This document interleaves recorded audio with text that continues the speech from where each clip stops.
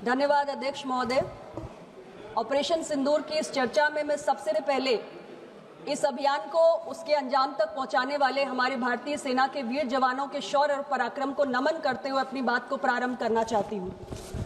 अध्यक्ष महोदय, 22 अप्रैल को दो पहलगाम में हम सब ने आतंक का जो बीभत्स और क्रूर रूप देखा, उसने पूरे देश की आत्मा को झकझोरने का काम किया और पूरा देश एक स्वर में उठकर खड़ा हुआ कि इस आतंकी घटना के विरुद्ध कड़ी से कड़ी कार्रवाई हो।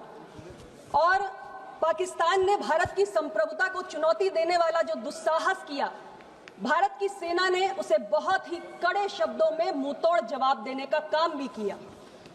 विश्व के इतिहास में ऐसा पहली बार हुआ कि केवल 22 मिनट के अंदर 9 हाई वैल्यू आतंकी लॉन्च पैड को ध्वस्त कर दिया गया।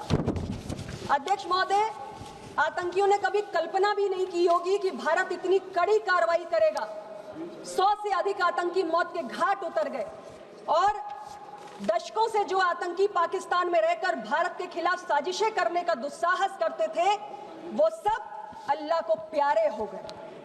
और जो रही बची कसर थी, जिसको लेकर हमारे विपक्ष के साथी सवाल उठा रहे थे कि जो बैसरन घाटी में आए उनका क्या हुआ, ऑपरेशन महादेव ने उनका भी हिसाब किताब चुकता कर दिया। अध्यक्ष महोदय, हमारे विपक्ष के साथियों को मैंने कहते हुए सुना कि जब पहलगाम की घटना हुई तो प्रधानमंत्री जी पटना में रैली को संबोधित कर रहे थे। मैं उनको कहना चाहती हूं कि प्रधानमंत्री जी पूरी दुनिया को संदेश दे रहे थे कि भारत किसी कीमत पर आतंक के आगे घुटने टेकने वाला नहीं है। और संकट की इस घड़ी में हमारे प्रधानमंत्री जी ने पूरे धैर्य और संयम के साथ काम करते हुए सही समय पर सही कदम उठाने की एक फुल प्रूफ योजना बनाई और ऑपरेशन सिंदूर को उसके अंजाम तक पहुंचाया।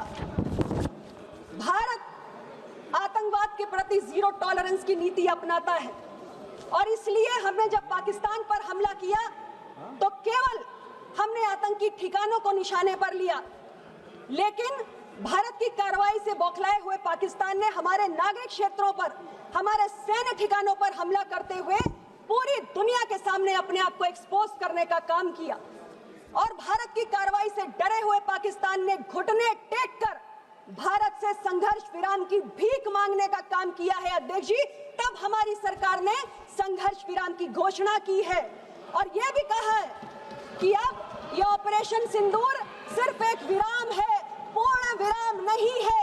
और भविष्य में अगर पाकिस्तान अपनी हरकतों से बाज नहीं आया तो इस बार तो उन आतंकियों के जनाजों पर रोने के लिए कुछ लोग बच गए थे, अगली बार उन जनाजों पर आंसू बहाने वाला भी कोई नहीं बचेगा। अध्यक्ष महोदय, मैं बार बार एक ही बात सुन रही हूँ। हमारे विपक्ष के मित्र कह रहे हैं कि अमेरिका के राष्ट्रपति ने ऐसा कहा वैसा कहा। मुझे बहुत ताज्जुब होता है कि मेरे विपक्ष के मित्रों को अपने देश के प्रधानमंत्री क्या कह रहे हैं उस पर भरोसा नहीं है। मेरे विपक्ष के मित्रों को दूसरे देश का राष्ट्रपति क्या कह रहा है उस पर भरोसा है। यानी प्रधानमंत्री जी ने फोन पर 2 टूक कहा कि भारत ने अपनी शर्तों पर संघर्ष विराम किया है, लेकिन इन्हें उस पर यकीन नहीं है। कल को अध्यक्ष जी, कल अगर अमेरिका के राष्ट्रपति कहेंगे कि भारत में सूरज पश्चिम से उगता है तो हमारे विपक्ष के मित्र ये भी मान जाएंगे। मैं विपक्ष के साथियों को कहना चाहती हूं कि भारत ने अपने रक्षा की क्षमता को अपग्रेड किया और इस ऑपरेशन सिंदूर के दौरान हमने advance super technology non contact war equipments को यूज किया, जिसमें एक था S-400 मिसाइल इंटरसेप्टर।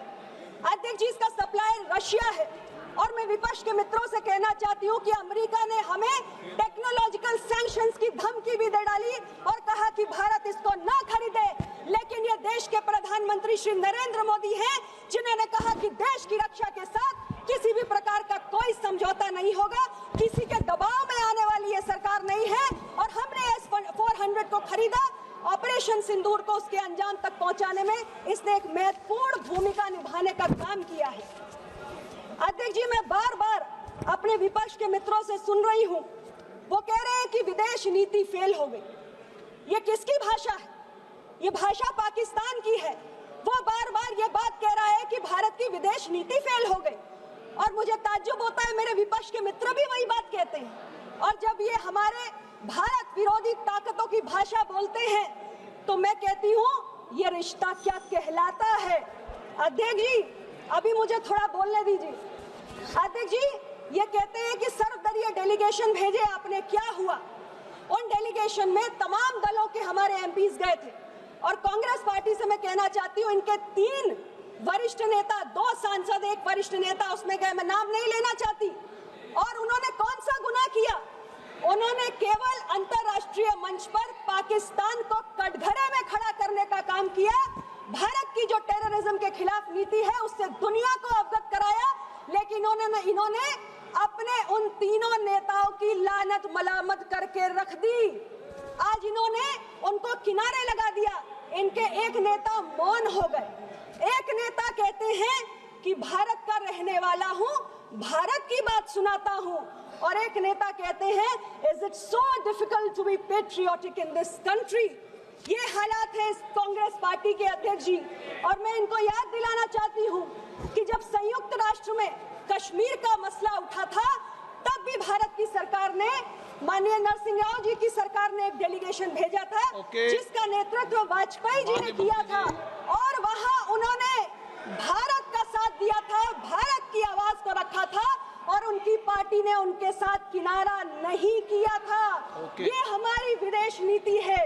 और मैं अपने विपक्ष के साथियों से कहना चाहती हूँ अध्यक्ष जी कि जिस विदेश नीति के फेल होने की बात आप कर रहे हैं, उसी के चलते टीआरएफ जैसी संस्था को प्रतिबंधित किया गया है, उसे ग्लोबल टेररिस्ट ऑर्गेनाइजेशन घोषित किया गया। अध्यक्ष जी 5 मिनट, 5 मिनट अध्यक्ष जी, 5 मिनट नहीं, मैं जरूरी बात कह रही हूँ अध्यक्ष जी। समापन करना है तो करिए, मैं नाम बुलाता हूँ। 5 मिनट अध्यक्ष जी, आप समापन करना है तो करिए। अध्यक्ष जी 5 मिनट, 5 मिनट, अच्छा 3 मिनट आप समापन कर दीजिए। 3 मिनट समापन कर दीजिए आप। 1 मिनट अध्यक्ष जी, समापन कर दीजिए आप। अध्यक्ष जी, मैं ये कहना चाहती हूँ कि आज विदेश नीति पर सवाल उठाते हुए हमारे विपक्ष की नेता ने कहा कि जब 2008 में मुंबई में आतंकी हमला हुआ, उन्होंने तमाम तरीके की बातें कही, लेकिन उन्होंने ये नहीं कहा कि इस हमले के बाद